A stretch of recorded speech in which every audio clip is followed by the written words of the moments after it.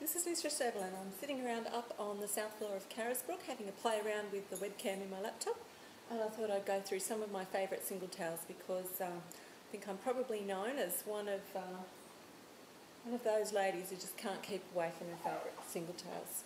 Now this one is the first in my collection. It's just a little baby one. It's a 4-foot nylon snakewhip.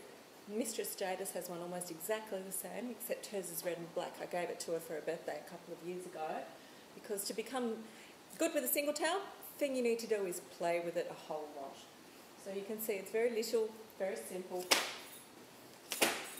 very easy to use.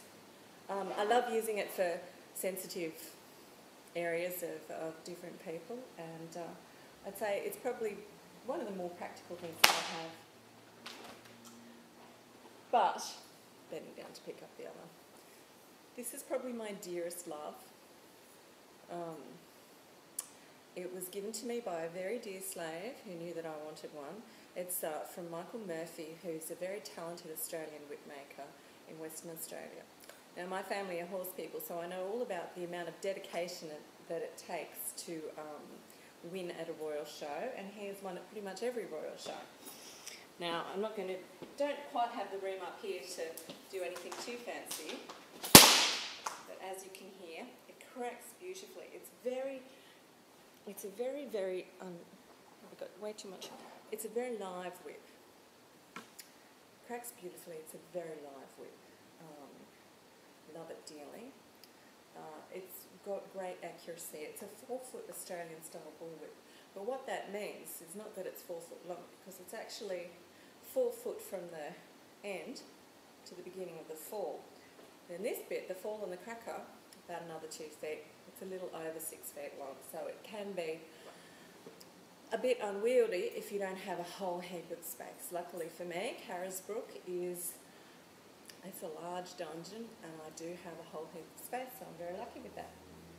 Now some other hilarious and cute recent additions to my whip family include this one, which I think looks just like something you would find in a medieval torture dungeon. It's actually from Afghanistan. One of my slaves was over in Afghanistan, and brought it back. He brought me back all sorts of hilarious things and some beautiful things as well. He brought me back a sapphire and a ruby because they have, gem markets over there. And an implement I refer to as the Afghani camel whacker, and and also this, which is the Afghani version of the singletail, as you can see.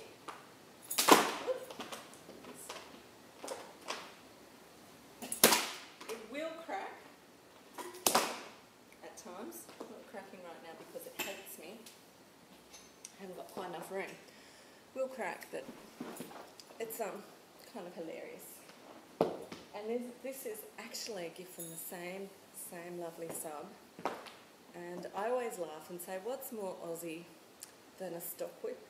It's a crock-handled stockwhip. I should say, what's more Aussie than an Aussie Sheila with a stockwhip? Anyway, so this is my crock-handled stockwhip. It's a beautiful thing. The plaiting's not quite as fine as on the Murphy. This was made by Mixed Whips in the Northern Territory. Very famous. They were very famous many years ago for being one of the first businesses sort of on the internet.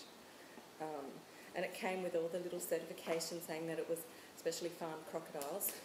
I think though, considering the length, which is probably around 7 feet, if I do an overhead crack, I end up hitting the ceiling, because once you add 7 feet of whip to, 5 and quite a bit whip at the feet of Mistress of, over 6 feet if I'm wearing my heels, then that's just really, and my arm, does a long way. So it's not quite as practical, but it's a very beautiful thing. And I love it just for the intimidation factor.